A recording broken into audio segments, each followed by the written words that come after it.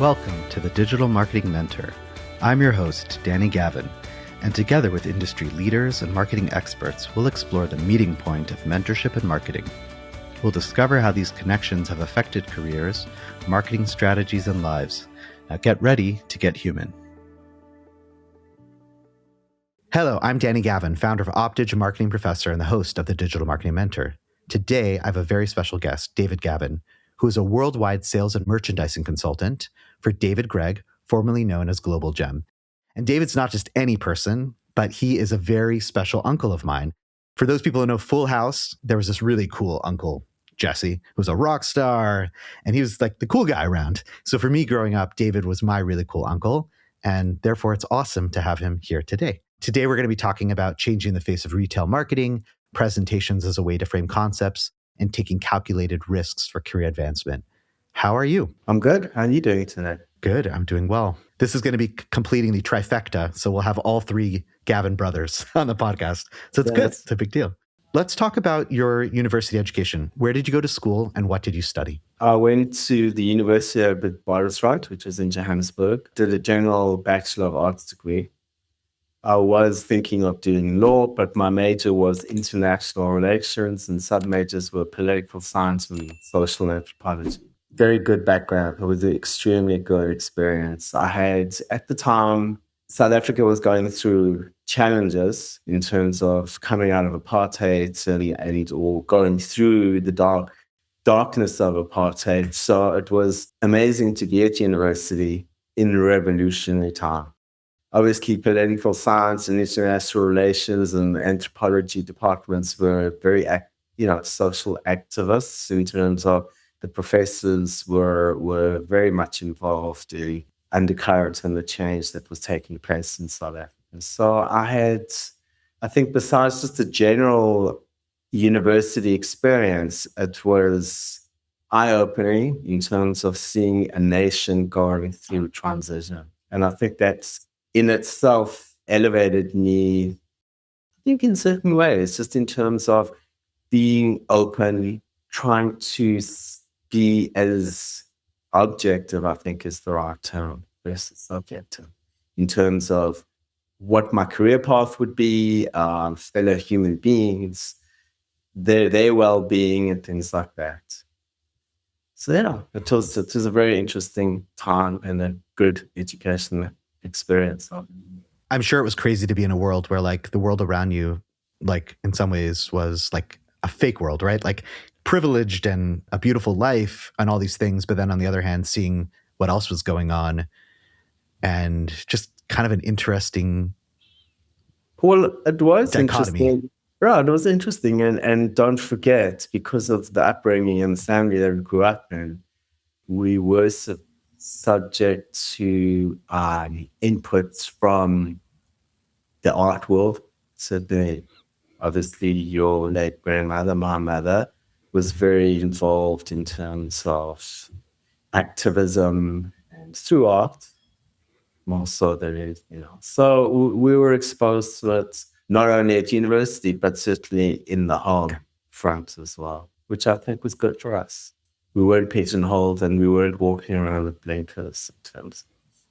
We had more of a global worldly view of how things should be. So it was instrumental in our development. I think all three boys. So just to let people know, you immigrated to Canada. Did it make it easier to immigrate? I know immigration's really hard, and we've spoken about this in the past, where always wondering, like, was it the right move? Was it not?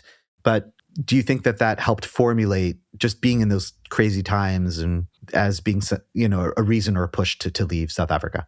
Yeah, I think having the university, I wasn't an activist per se, right? I did have friends that were activists. I did have friends that were arrested and incarcerated, not for a long time, but certainly were subject to the authority and how difficult it was to speak out. Yes, I felt that as much as I love and I still love South Africa, I didn't want to be complicit, if that's the right word, in terms of extending the current regime that was in power in terms of enabling them to continue in perpetuity. So I think I went to the army, unfortunately. That was compulsory at the time. We had no choice to do 2 years national service, which I did do specifically because of the love for the country. I mean, I did want to give back. I also didn't want to have the fear of leading the country, not doing national service, and never being able to come back because it's such a beautiful country it's not. But yeah, as far as the order of the day, the government that was in power at the time, it went contrary and it ran against the grain in terms of it wasn't who I was, it's not who I am as a person in terms of humanitarian inequality. I think this is another way to describe it, which exists in the whole world, but certainly in South Africa, it was kind of on the books, so to speak. It wasn't a hard decision to do. Being 29 years old and very optimistic, it wasn't hard to leave until I got to the side of the world and got to North America and having lived, as you say, in a sheltered environment where it really was a privileged environment, providing you were a white seller, coming to the Wild West, so to speak. It was an eye-opener. But having said that, I think the background, the education system, I think the discipline that South Africans, generally speaking, possess, and certainly in that time, stood us in good stead. We had a work ethic that I think was the main driving force enabling me to transition into this new life of an immigrant in a new society. I think we're going to talk about how you advanced in your career and just amazing about all your opportunities. And we'll get there in a second. But let's first talk about how did you first get into, I don't want to say like the diamond industry, but into retail and merchandising and that area, which you really are one of the experts today. Inherently, I'm an observer. I have a knack of understanding systems, which is a very strange, I'm not a mathematician per se. I am right hemisphere thinking in terms of I'm arty, we all are arty, I think all three of us boys in Gavin family. So it wasn't so retail per se. So there was progression. So first, I got into the diamond business. Obviously, it was a family business. I worked in my dad's company, originally doing a little bit of diamond marking and learning about soy. So it was really technical versus sales or marketing driven, which made sense because I really needed to understand the products firsthand in order for me to progress and go into that next level. I branched out onto my own. I left my dad and I forget the date. I think it was 1986. I formed a company called Barter Diamonds, and that's your aunt Barbara, David Barter. We started really just a little small wholesale loose diamond trading company. I just felt, I felt confident enough. I had enough knowledge to kind of go out on my own. So that's really the ground zero of the beginning of my career in terms of getting to understand retail, getting to understand sales, just to learn the basics. So I was a salesman on the road. I used to run around with a bag with goods, and I used to make sales, mostly with independent jewelers.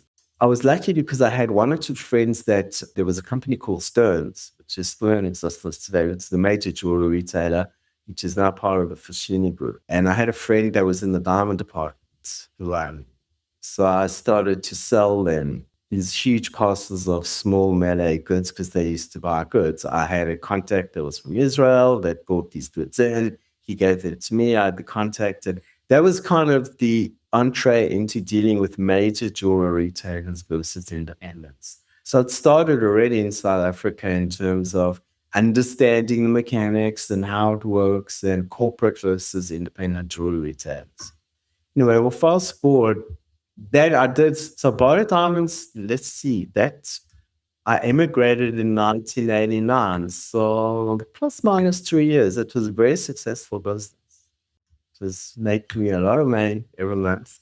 And I figured, if I was able to do that, build a business in a 3-year period in South Africa, which has got a very, very small industry compared to North America. I miscalculated and figured that, well, it'll be easy. I'll come to North America and, the world will be open to me and everybody will welcome David with open arms. Until I got to this side of the world and realized that the competition was about 1,000 pounds more intense. Yeah. That was an eye opener, and it was humbling in terms of having to navigate the industry. Same thing. I was fortunate again. I worked for Fabricant, Commonwealth Trading, which was in Toronto. It was the New York's office in Toronto. I was on the road. I was a loose diamond salesman doing exactly the same thing, selling independent jewelers, not any majors. It was just on the road, walking into the jewelry store. Hi, my name's David. It's my business card. Do you need anything? And in those days, you could do that. In 1989, the way that the jewelry industry worked, there was no internet, there was no phones. It was a very different environment in terms of it was more engaging. You were accepted, as a salesman. Okay, people had time for you because there weren't all these other distractions going on. So that was an interesting experience in terms of having an accent, not being from the country, being a foreigner, being young, being passive aggressive. I'm not an aggressive person per se, but I'm tenacious and I continue to, no doesn't mean no in my world. And it proved successful, being on the road, selling, understanding the markets. Having been fortunate to be with Fabricant, which at the time was the largest jewelry and diamond company in the world, it gave me the opportunity to grow. So they recognized that I had the ability to come off the road by myself when perspective. And I was only a loose diamond salesman. I knew nothing about jewelry at all. There was an opportunity for me to get into finished jewelry, specifically with major jewelry retailers at the time. So the company in Toronto was going through some transitions. They were changing. They were downsizing. They were looking to be more focused because, as you know, in business and certainly in the diamond and jewelry industry, the changes, I would say, from 1990 through to now 2025 have been huge, to say the least.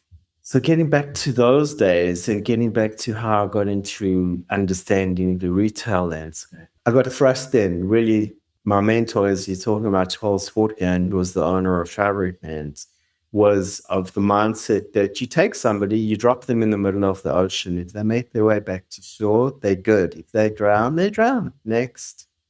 That was really, in a nutshell, the philosophy.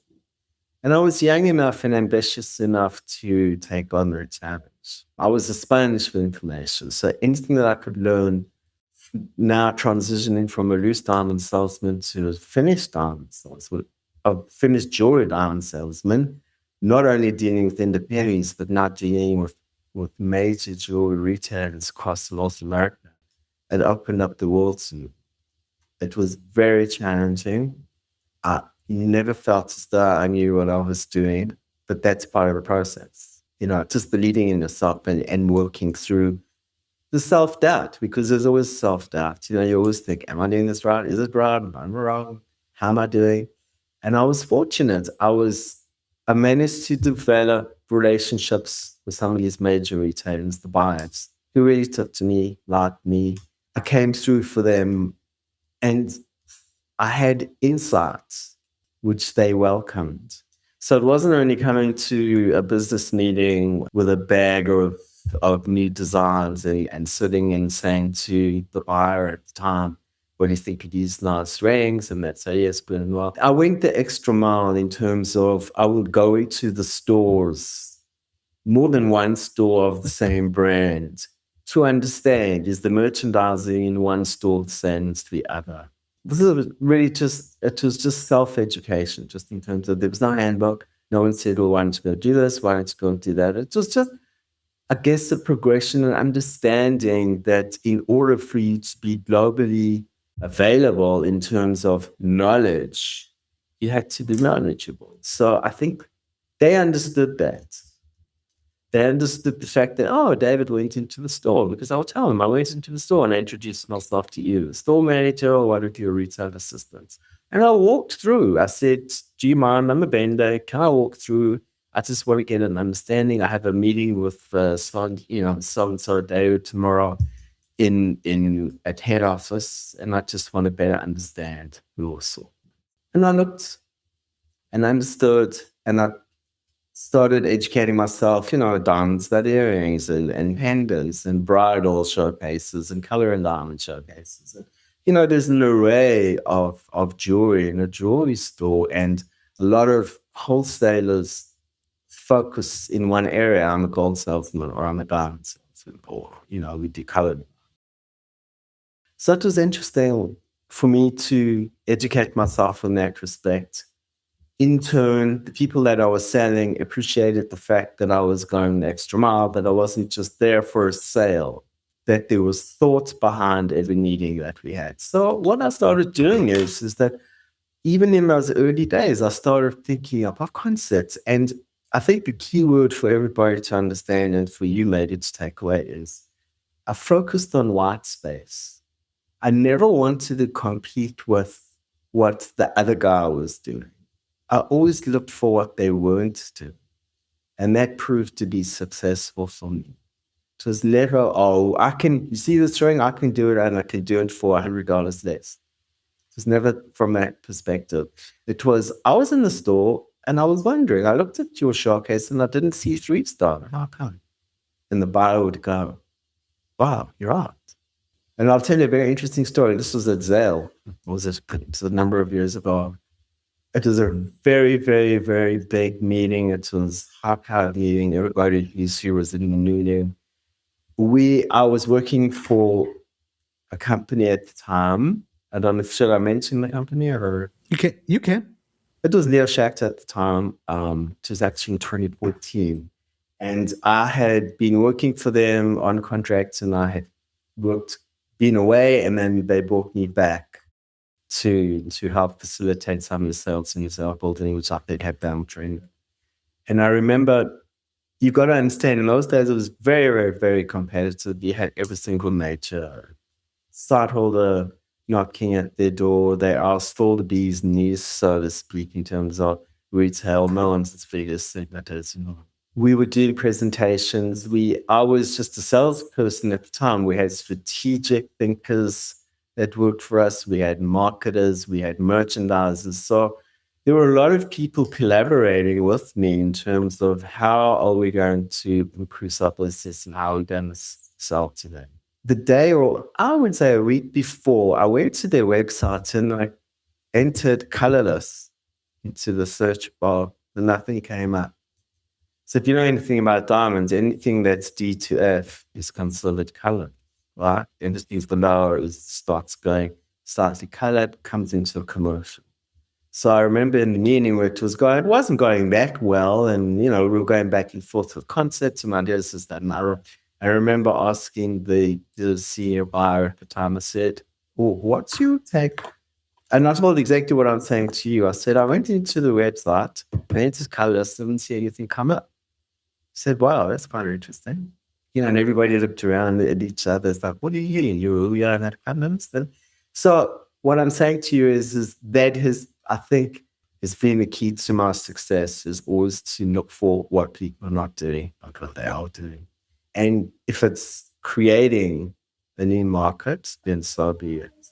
I don't know, it's just an innate understanding, getting back to your original question in terms of how did you get into it and how did you understand it? I looked at it, but I didn't look at the sales portion or marketing or merchandising in a classic conservative way. It was always done with thoughts and trying to think outside of the box in order to survive. I mean, it was really it was driven by fear of failure and not being successful.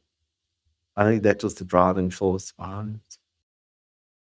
But I think that's life, where it's often we think just doing what I have to do is going to be enough. But really, that's just getting to the playing field, right? And the people are the ones who stand out, think about a different concept, a strategic move. That's really what sets you aside. It's kind of like when I teach in the classroom, I always have like the 50% of this class that are in the middle, the 25% at the bottom, and the 25% at the top. Why are those 25% at the top? Is because they're doing something extra, something special. And that's how you can really move forward. And it sounds like that's been the theme of your professional life. Yeah, absolutely. And hard work.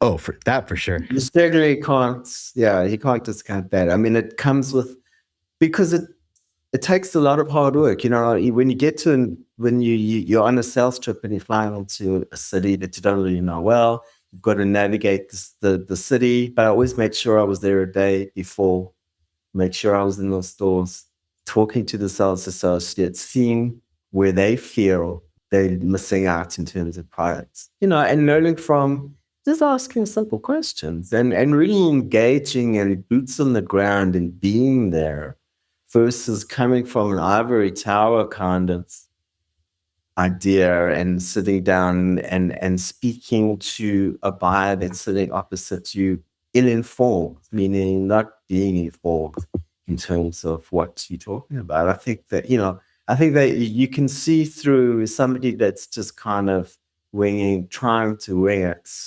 in a meeting that's ill-informed, you know, you're going to lose their concentration in a few minutes, if not seconds. So you mentioned Leo Schachter, and you mentioned before that one of your so Fabricant, but then also Leo Schachter. So you spoke the style that Charles had. You've mentioned that Elliot Tannenbaum has been one of your mentors as well, and he's actually someone that I've met. Would love to know, because he definitely is a personality in his own way. So how was he a mentor to you? When I left Fabricant in 1996 and decided to go on my own, and I started the Global Gen Group, I was fortunate to have met one of his sales. After one of his diamond salesmen had come to Toronto, for whatever reason, we kind of got talking, and it was really, everything in life is about timing. It was 1996, and I think that was the time where the DTC, the Bears, were deciding to move in the direction of supplier of choice, where they would take their site holders and make them vertically integrated, I think is the right word, in terms of they weren't just loose sales wholesalers any longer. The Bears thought that it made sense for them to become jewelry suppliers as well. So traditionally, the way it worked is you had site holders that only sold diamonds and you had jewelry manufacturers, right? So there was a disconnect. But they felt, looking back in retrospect, some people will say it was the right move. Some people will say no, because, you needed manufacturers and you needed suppliers. Where do you start? Anyway. So they needed expertise. I had just left Fabricant, which is like being at Harvard University.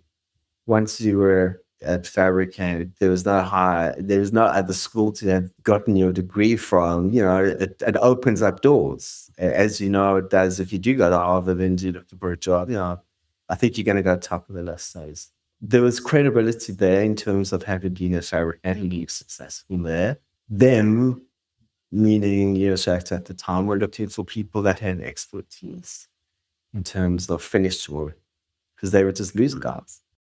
So we met, we spoke, and they became my primary suppliers. So in effect, I started the company in September 1996, limited amount of funds, but I had Leo Schachter behind me, the driving force. And at the time, they were the largest loose exporter of diamonds in the world. I think the company at the time was in the region of about $750 million.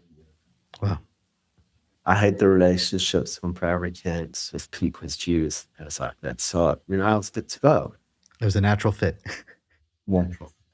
Getting back to your question with regards to Elliot Tannenbaum, very smart individual, very, very smart man. I have a lot of respect for him. Very difficult boss, very demanding, but very intelligent. I would just, anytime that I would have, if I could, to be with them, to share ideas and listen to his insight and his take. He was very, very, very instrumental in driving your business. Is no question. You look at the Leo Diamond, I mean, it was the biggest diamond, in the world, just in terms of brand. It was unbelievable in terms of, I was with them and watched the trajectory of that. It was brilliant in terms of us taking a stone and taking it as we talking to the top of the piles, that is streets above everybody else. And that took a lot of initiative, insight, and understanding of the retail landscape at the time. So when you're in a room with somebody that's got that amount of energy and a very honorable, I don't have enough words to describe in terms of just a good person. It's just not a question about. So moving to today, obviously the landscape is totally different. Some would have said, or certain industries are moving completely online, but then there's definitely industries that are both online but in store. How do you see the retail jewelry market now? I think, listen, we've gone through a big transition, certainly coming out of COVID. Fast tracked, there's no doubt about it, fast tracked the online offering. There's no question about it. Talking about COVID is when I had to go through a whole nother learning curve, so to speak. Traditionally what I would do is I would have an appointment with a major jewelry retailer. I would go into the office. I would merchandise, pick physical styles or do drawers or whatever the case is in order to be prepped to sit and have an hour and a half's meeting, right? Whoever the retailer was at the time. We weren't allowed to travel anymore. So everything now became virtual. So I was already not very computer savvy. I mean, when was that? Father, I was 59. That's very old, just in terms of understanding and being very computer literate. And what landed up happening is that we now started to see our customers virtually. There were hour teams needing set up. So that was very stressful. That was probably one of, I would say, the second most stressful time in my life. Immigration was the first. Secondly, was now coming of age and understanding of where the industry is going. All of a sudden, you now have to fill an hour of content in a Teams meeting on a PowerPoint presentation that I didn't know how to do PowerPoints, but I didn't have a choice. The company that I was working with at the time was a TDMM Corporation, which is part of Shire Jennings. They're a big site holder out of New York City. And we had all of these meetings, Zales, K's set up where all of a sudden you now, instead of facing one-on-one with the customer, you virtually facing them. And then you've got to share your screen and walk them through a concept. It was very difficult. I mean, it's jewelry, don't forget. You're talking about something that's tangible. And you spent 30, 40 years doing it in person. Doing it in person. So and you mastered it. Yeah, well, that was all out the window. It was over. Right. Yeah, so it's like, okay, you're back at square one. You're back in first grade. It's like, okay. Yeah, it was a lot of sleepless nights, a lot of work, a lot of understanding. But I guess the main ingredient was there. I guess if you're innovators and you're creative enough, the medium, if it changes, doesn't really matter. Because I think to your core, intrinsically, you're going to stay true to your ability. If you have the ability, whether it's facing somebody or being on a Zoom call with them. I remember those first Zoom calls were gnarly, like I had to try and, how do I share my screen? And excuse me, hold on, and sweating, I literally sweating. Multiple people like sitting, staring at you. It was scary. There's no other way to describe it. It was very scary. But with anything, I became better at it each time that I did, and my presentations got better. And yeah, so we navigated that. And look what happened. Everybody decided that bricks and mortars, yeah, it's going to be gone. COVID's come. Everything's online. This, that, and other. We do know that it was unprecedented in terms of the amount of sales that happened in 2021. People were sitting at home, they had nothing to do with their lives. Go online with fast. So everybody thought the jewelry industry is like, we are no way. It's the good times. Yeah, there's no looking back. And then the dust settled, and all of a sudden, everybody understood that wasn't real. It was a bit of a false market, but everybody took advantage of it anyway. And then we're back down to the ground level again. Reality set in, and everybody realized that yes, the online offering works very well, but if you don't have a bricks and mortar space to back that up, you're not going to be as successful as those bricks and mortars that have both omni-channels in terms of being able to do the online and install. How's it changed? That's how it's changed. I think that's beneficial for bricks and mortar stores now. You don't have to hold the same amount of inventory as you once did. You can limit your in-store assortments and you can layer deep online. And I think the truth of the matter is about 85% they say amazingly high now of purchases originate online. So from a merchandising perspective, will you actually come with a plan? Like this is your your in-store brick and mortar strategy. This is your online strategy. I don't know. So I'm going to be very honest, brutally honest. The industry has changed so much because of the advent of lab. To try and answer your question intelligently, I don't know, because it's too early, right? We're in the middle of the change. We absolutely are in the middle of the change, and I'm optimistic. I'm not pessimistic at all. I mean, what you're seeing is interesting within the industry, and in terms of staying in the context of your question, as far as how do you merchandise, I don't think anyone really knows, to be honest. I think we're all humans are. We're all playing a good game, and we all coming to the table in terms of ideas. Everybody's following everybody else, getting back to how we started, which Right. may be the problem. And everybody is too scared to step outside of the line just in case they fail. So I think what you're seeing is that how low can you go? So getting back to lab grown, everybody's in it. Everybody's trying to figure out where is it going.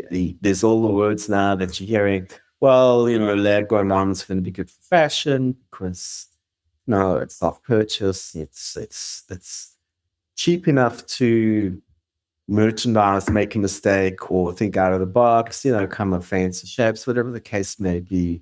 Online is a great space to run with concepts that maybe are not proven. It's not like you're layering all this product and going to print and doing all things like that, which cost money, that if fail are expensive. But if you're doing it online, it's really mostly digital. Doesn't really matter. But it's a challenge. I don't know how to answer your question. I think it's a challenge. I think anybody that says that they're nailing it, I don't know so much. I'm very encouraged by what I see with the Desert Diamond story from De Beers. I'm not familiar with that. Let me see some of that. So they decided to promote warm colors, which are brown goods and yellow goods. And the concept behind that is that we know that the best diamond is a white diamond. That's that messaging that we've had all the years.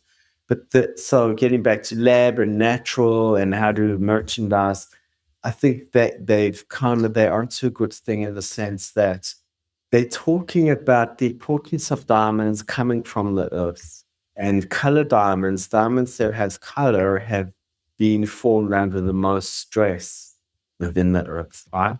I actually posed a question to ChatGPT. I said, is there any difference in energy transfer from a lab-grown diamond, I'm assuming, to the natural? They said, no, there isn't, because all the properties are the same. It's more of an emotive difference. I don't know if I agree because I saw an article yesterday where they're talking about a natural diamond is you having a piece of the earth. It's natural, you know, light versus artificial light. There's a difference. Not to say that they don't bring light, but when you stand or sit in the sun, you feel that ray of light on you. You don't feel it in an artificial light environment. So there's a so yeah, to a point, it does affect you emotively different. So getting back to this, the desert diamond story that teaches see now is going to start promoting. I think you'll see some television ads and things now, and next certainly into next year. It's a good story because it's promoting individuality. It's, I think, promoting people being cognizant, aware, energies. You know, it's just it's a they're playing on a different emotion, and I think it's great. And from a merchandising standpoint, there's and you can't believe what you can do. There's just these unbelievable designs that I'm working on now. That showcase exactly what I'm talking about. It's quite amazing. Cool. I'm Yeah, excited to learn more. yeah, that is exciting. So, obviously, you've had to deal with a lot of change and dealing with change and adapting. Some of it may be out of your control and even what you like didn't Most, want necessarily, right? most. If you're going to give advice to someone who naturally it's change is hard for them, like we don't want to put ourselves into challenging situations, but by pushing ourselves, that's how we get better. What advice would you give them? I think you've got to know yourself. I think the most important thing is to understand who you are and being true with yourself. I think that's where it starts. I think it starts from the point of view is that acknowledge your strengths, also acknowledge your weaknesses. And I think once you've weighed those two up, you can then take on that challenge of change. And that's one constant that all of us face in the next these days. Having said that, there's always light at the end of the tunnel. You've got to hang in. You've got to not block out a journey, but embrace it and start understanding characteristically what's going on there. And I've said this to my kids, your cousins, on many occasions. Every experience in life, be it in work, be it at school, wherever it was in a relationship, they're all stepping stones. They're all teaching you something in order for you to understand, in order for you to get to that next stone. It's really what it's about because you cannot fly a plane. You should, be a commercial pilot if you've never flown a small plane. You've got to understand what it's like to take off, a little bit of turbulence, be in a stressful situation.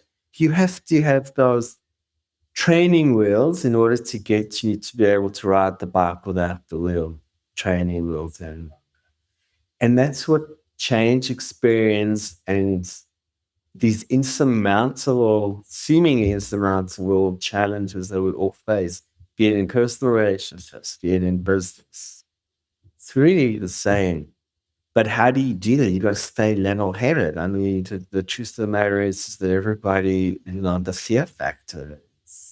When you're thinking from a point of fear and making decisions, I think they say you shouldn't make decisions when you're very scared or when you're very happy.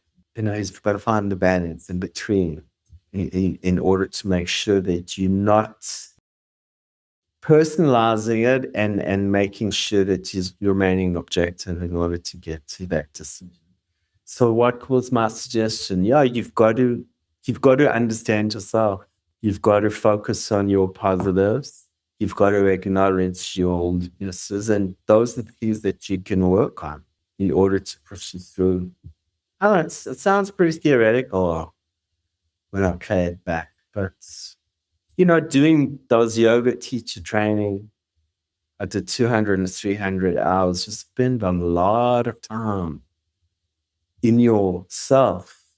That's what it teaches you, to find stillness in pain, to sit with it. There's no quick solution. No, I think what you just shared is a beautiful perspective and a very real perspective. And obviously, it's something that we all have to work on, right? Yeah. Like, sort of like that's the map, that's the plan. It's a good one. And it takes work, right? Self introspection, dealing through those times. But I know you said it beautifully.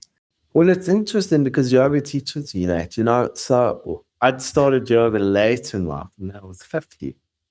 So, 50 years old is everything about body mechanics. There's a lot of bad habits that we all work and sit through. So in order to do certain poses, it can take you 2 years to get to be able to master a pose. But when you get there, it's this aha moment, right? It's like, but it's perseverance, every day doing the same. And little by little, it's just a progression that goes and goes and goes. So getting back to your question, yeah, you've got to just hang in and you've got to be able to stand in the fire. I think that's another way that, you've got to take the seat and be able to stand there because eventually it will die down and things settle down. And that's when the clarity comes. I'm glad you mentioned yoga because now it's time for our Fab Five. I'm going to talk about a different category and would love to hear what's your favorite thing and a short idea of why. So let's start with favorite artist. Visual artist. Yeah, visual artist. Pretty low standard visual artist. I like Andy Warhol because I think he took common day, iconic imagery and turned it into art. And he was the first AI artist. And it resonated with everybody. Like Campbell soup can, And then when he did, all of the Marilyn Monroe and all of these kind of iconic rock stars and nude stars, he nailed it. For sure. I would say, he sticks out. There's a lot though. I mean, I studied art at school, so we could go back to which time period he's talking about. He's talking about Picasso, he's talking about Cubism, he's talking about Impressionism, Post-Impressionism, Fauvism. I mean, I've done it. But I would say he sticks out for me, for sure. All right, what about musician or band? Growing up in a family of musicians, Jimi Hendrix, because, if you know anything about music and if you see what he could do on a guitar and how talking about innovative and doing what everybody else isn't doing, I would imagine he fits the bill for me. But there are too many I could go on and on. But he sticks out. There's no question. And he's not easy to listen to, really, No. Telling you stuff's heavy duty. But I would say, Jimmy. And what about movie? Apocalypse Now.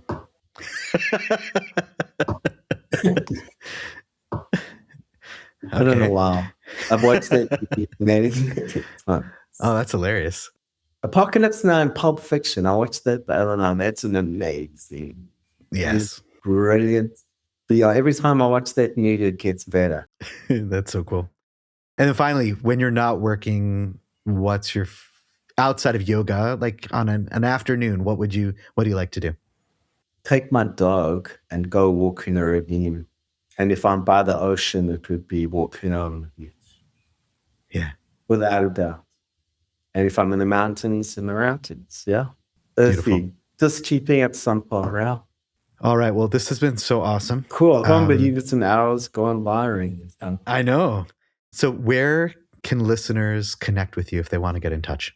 Well, my website's not great. So it can either be LinkedIn, I'm on there, or if they want, they can send me an email, david@davidgreg.com. He's got my info. By all means, I'm more than happy to answer any questions. If somebody wants to ever talk to me with a person. Lovely. Cool. Well, David, thank you for being an awesome guest. You never know how you come across, but the truth of the matter is that it's authentic. Like this is what it is. This is who I am. Like if I'm talking to you, if we weren't on this podcast, I'd be talking to you in the same vein. Same way. And so we each have a quilt, a tapestry of our life, right, that we've created. And I think that's what's so cool. It doesn't have to be any certain way. Literally, the story, your story is special, and people can learn a lot of different points from it. Yeah. Thank you, listeners, for tuning into the Digital Marketing Mentor. We'll speak with you next time. Thank you for listening to the Digital Marketing Mentor podcast. Be sure to check us out online at thedmmentor.com and at the DM Mentor on Instagram. And don't forget to subscribe on Apple Podcasts, Spotify, or wherever you listen to your podcasts for more marketing mentor magic. See you next time.